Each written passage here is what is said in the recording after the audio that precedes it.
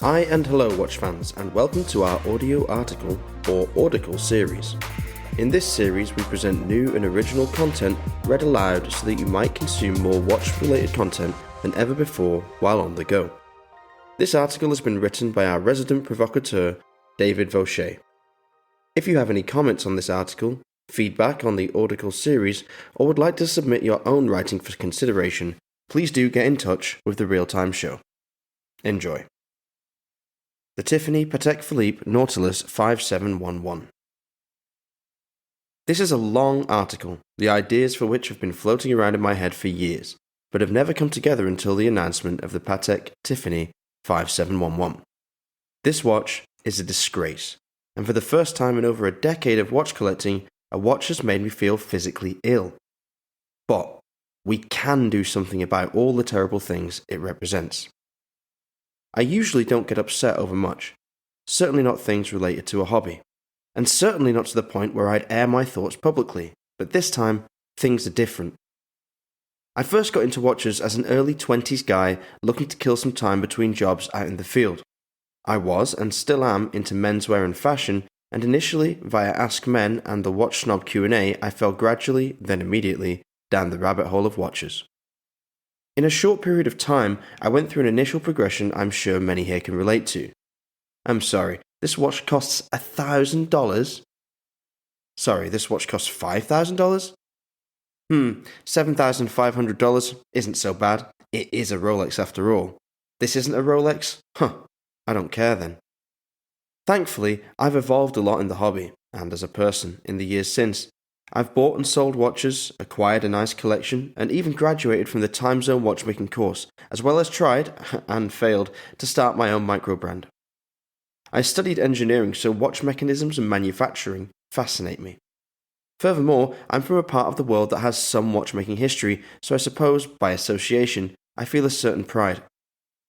As much as I love watches and watchmaking, throughout this journey, I've become increasingly uncomfortable with the following. The watch industry completely distorts your sense of value.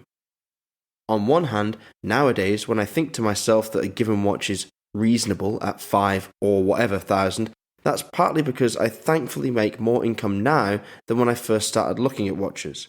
But on the other hand, it's because when you read enough posts about a $300 or whatever $1,000 limited edition, a few thousand seems somehow okay. Continuing on that theme, there seems to be an unspoken rule that we have to live in a state of almost willful ignorance whereby it is completely normal to have the income for these purchases. Occasionally, I'll hear the folks at Worn & Wound acknowledge the cost of watches generally, but, for the most part, despite the fact that so many in the world have so little, we just have to ignore all that and go on as if we were all in our little bubble of champagne, cigars, sports cars, tropical vacations, steak dinners, and watches. Did I miss any wrist shot cliches there? Now, I'm not saying we should seize the means of watch production, nor that we should all live in collective housing. Certainly, all hobbies can present varying degrees of expensive gear to buy, and generally speaking, I'm totally fine with a spectrum of income distribution.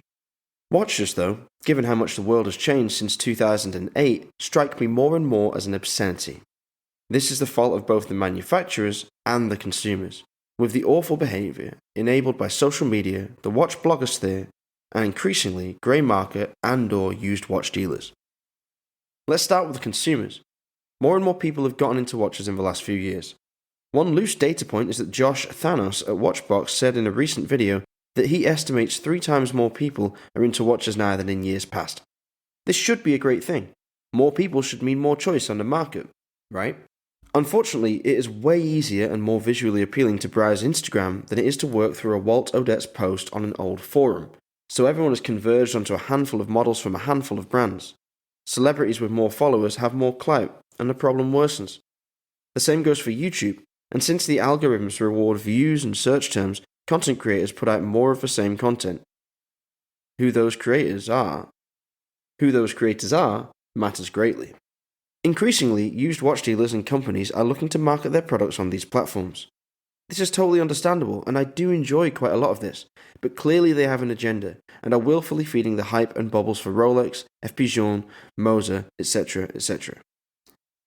Brands could do something about this. Yes, I completely understand that you can't just snap your fingers and triple output capacity, and to an extent, I understand that in the luxury space, you might want to keep supply under demand, somewhat, but come on. Seemingly every new release nowadays is some collab limited edition, and there is no stopping people who attempt to flip a watch. Not because they wear it, tire of it, and want to fund something else, but just because I suppose it's the cool thing now to say that you did it and made a quick buck. The most recent example for me, the Timex with James Brand collaboration, looked cool, but is now nearly $600 from individual sellers, with an MSRP of $350. As much as I'd love to have it, I have to roll my eyes that we're now at a point where people are flipping a Timex. And back to the concept of luxury. This could be a post entirely to itself, but I believe that many things can be luxurious, regardless of price and scarcity. It boggles my mind that some, maybe many, people now in the watch hobby draw no small measure of utility from the fact they have something others can't have. Honestly, I find it hard to believe such people exist. Maybe it's just because I'm not 0.0001% wealthy, but this brings up serious sorcerer bathing in the blood of newborns vibes. If I raised a child to think this way, I would view myself as a failed parent. Do these people have friends? I have to believe not, at least not in the sense I would view my own friends.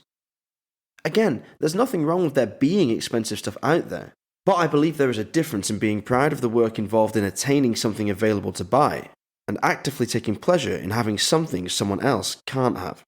Is that really who we want to be, or become, as a community? Which all brings me to this new 5711.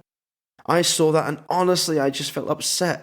For the first time ever, I felt sick to my stomach looking at a product announcement. Here we have a brand whose CEO has, on record, said they didn't want the Nautilus to overshadow the rest of the catalogue, and then ticked every box to ensure this will become one of the most hyped items of all time. In fact, it is the grotesque culmination of every piece of hype that has come before it. So what happens now? I wouldn't be surprised if this eventually goes for north of $5 million at auction, so someone can put it in their safe and blow raspberries at all of their friends who can't have one. The thought of the super rich falling over themselves to get a bauble manipulated specifically to get that reaction while so many others have to fight just for food and water. It's gross, and at the same time, a fitting reflection of the world in 2023. Is it any surprise that watch theft is up globally? Not to me. And what is surprising is that the usual response from the watch owners is, how dare those people do this, without any reflection on how they might be feeding the cycle of violence themselves. As for me, I have absolutely no wish to own any of the watches to which I aspired years ago. For one thing, I don't beg for anything, and no way I am going to ingratiate myself with an AD or a boutique for the privilege of giving them my money. Also, forget the cost. Where's the mystery with these watches? Royal Oak, Patek Philippe's, Rolex, all just an app tap away to see in 4K. Ariel Adams from a blog to watch said a while back that his advice to collectors who have gotten bored of the high end and who feel like they have seen it all is to start again at the bottom. And that's exactly what I've done. I love browsing Chrono24 or Watch Recon to find forgotten models that trade at a huge discount, or enjoying the straightforward utility of something like a Hamilton. I have a khaki aviation pilot Pioneer on my wrist right now. On that note, I want to end positively because this has been a very depressing thing to write. My life view is that if I bring up a problem, I have to propose at least 2 solutions. So here's my list. Hopefully, if enough of us adopt these behaviours over enough time, we can bring about positive change in the watch community. Number 1. Try not to click on any post related to the new Tiffany Patek Philippe Nautilus 5711. I am always curious to read the associated comments on something like this, but I will refrain so as to not help grow the engagement with this type of story. At this point, I want this watch to disappear forever in 170 safes around the world, but until then, the less I hear about it, the better. 2. By extension, try not to click on any post about the millionth Royal Oak or whatever release. 3. If you still read these things but feel as I do, don't hesitate to comment in their respective comment sections. Ultimately, the brands only follow their consumers' leads, and over time, if they see opinions changing, and, more importantly, potential buyers of these hype watches see opinions changing. I am optimistic we will see change. 4. If you're known as the watch person in your circle of friends, actively tell your friends about the dynamics at play now and alternatives to those dynamics. Even the best performing watches don't stack up that well as investments relative to just putting your money in the market. 5. Remind your friends that the watch doesn't make the wearer. Stylish and charismatic people own whatever they wear. If they are hanging around people who judge them by the watch on their wrist, they're probably hanging around with the wrong people. There is a huge world of watches out there. If you, as the expert, can help broaden your friends' horizons, I am sure you can steer them towards something that is not only rationally better value than a Rolex Daytona at 3 times MSRP, but also makes them feel joy. I'll end with 2 positive anecdotes. Number 1. A buddy reached out to me recently for some advice on a first big watch purchase, a dress watch. He had 2 great choices lined up, but I said, hey, if you're not in a hurry, why not check out a few other brands? Long story short, LU Chopard was on his list, and that's what he got, a screaming deal on an LUC Quattro, as a first watch purchase no less. Number 2. I have to believe that the vast majority of people in a position to buy a good watch, however you want to define that, have earned the pleasure via hard work and rational thinking. It's up to us to make the case that hype is fleeting, but quality watchmaking that makes you smile is forever.